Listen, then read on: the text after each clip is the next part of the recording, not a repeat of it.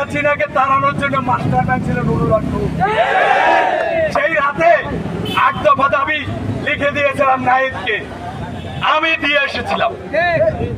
আমরা এই ইনুস সাহেবকে আসার জন্য আহ্বান জানাইছি।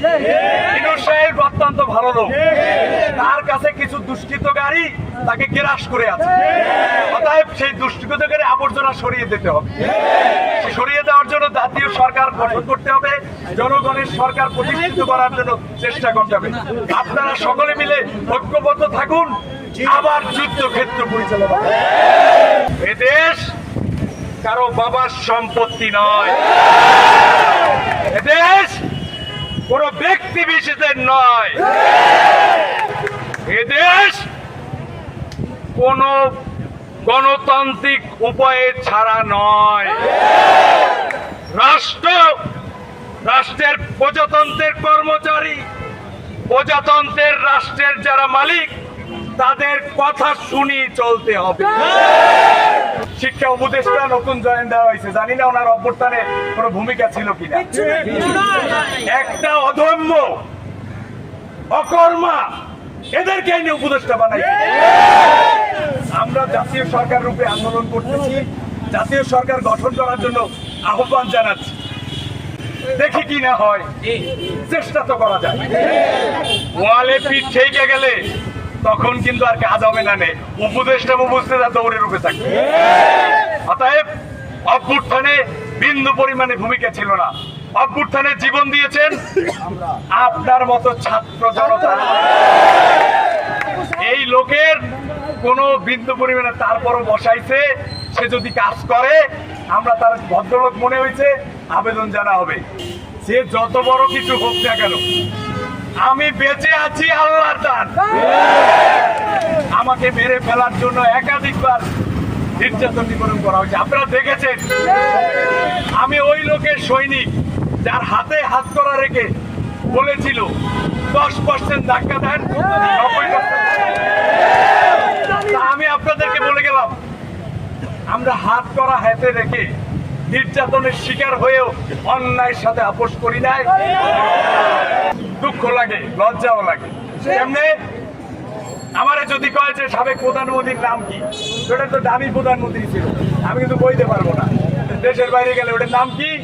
শেখ হাসিনা প্রধানমন্ত্রী। এমনি ছিল তো, কেমনে ছিল? ভোট কি কেউ দিছিলেন? ভোট দিছিলেন নাকি? এই যারা পোশাক পরা আছে পুলিশ প্রশাসন, এদেরকে রাষ্ট্র, এদের অনেকের দোষ নাই, কারণ উপর দিয়ে চাপ পড়ছে। চাপ পড়লেও যদি তখন বিদ্রোহ করতো তখন কিন্তু ঝামেলা হইতো না। তারা কি করছে? পোশাক পইরা ভোট দিতে দেয় নাই। আগামী কি সেটা দিতে পারবে? দিতে দিবেন? ভোট কেন্দ্রে যদি কোনোভাবে জনগণের সরকার প্রতিষ্ঠিত করবেন, ভোট আপনার ভোট আপনি দিয়ে নির্বাচিত সরকারের মাধ্যমে একটা সুনির্দিষ্ট সরকার গঠন হবে, তাকে আপনার কাঙ্ক্ষিত আশা করতে।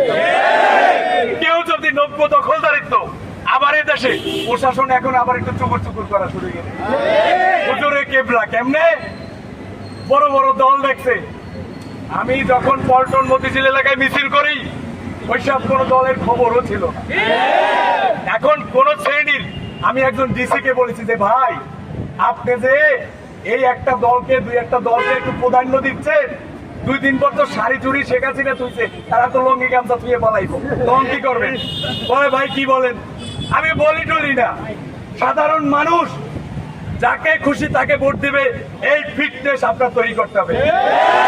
পুলিশে চাকরি নেওয়ার সব শপথ করে না, শপথ ভঙ্গ করেন কা ভাই? আপনি ভোট কেন্দ্র বলবেন যে আমি এই ভোট কেন্দ্রটা পাহারা দিতে পারতেছি না, আমি এই জায়গাটা কন্ট্রোল করতে পারতেছি না, আমাকে এটা আরো ফোর্স দিতে হবে।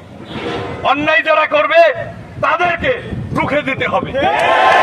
সবাইকে অনেক প্রয়োজনে প্রশাসন বলবে, সকল সাধারণ মানুষে আপনাদের হেল্প করবেন, কিন্তু তারা কেন অন্যায় করবে?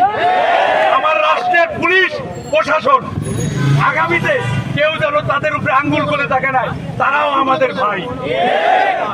সেই পুলিশ প্রশাসনের ঊর্ধ্বতন কর্মকর্তার সাথে আমার দেখা সাক্ষাৎ হয়, মাঝে মধ্যে কথাবার্তাও হয়।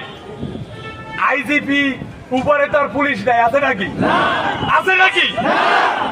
আইজিপি, এডিশনাল আইজিপি, আমি তো ইয়াতে গেছিলাম পুলিশ হেডকোয়ার্টারে, বিশ্বাস করবেন না, গুলশান দৌড়ের ডিসি বসাতে অত্যন্ত ভালো লোক, ছাত্র দলের এক সময় কত বইয়ে, এখন সে নির্যাতন নিপীড়ন ওএসডি অনেকের জায়গা হয়েছে, এডিশন আইজিপি অনেকের সাথে আমাদের পরিচয় আছে, কথা হয় করতে হয়। তারা অত্যন্ত ভালো মনের মানুষ, মাঠে গিয়ে কেউ খবর কিন্তু জানে না। কেন জানে না? ওই যে ফেক পরিচিত নাই, ওই দুষ্কৃতকারী লোকাই আছে পুলিশের মধ্যে, যার ফলে ভালো পুলিশদেরও খারাপ নাম হয়। যেন ভুক্তভোগী কোনো মানুষ যেন আরো ভুক্তভোগী না হয়। লড়াই লড়াই লড়াই চাই, লড়াই লড়াই লড়াই চাই। এই স্লোগান এখন দেওয়া মানে আমার এই 24-এর অভ্যুত্থান পরবর্তী 52-এর ভাষা আন্দোলন, 90 গণ অভ্যুত্থান, আজকে 24-এর গণ অভ্যুত্থান এত তাড়াতাড়ি শুকাইয়া যাবে, এত তাড়াতাড়ি ভুলে যাবে, এটা খুব দুঃখজনক।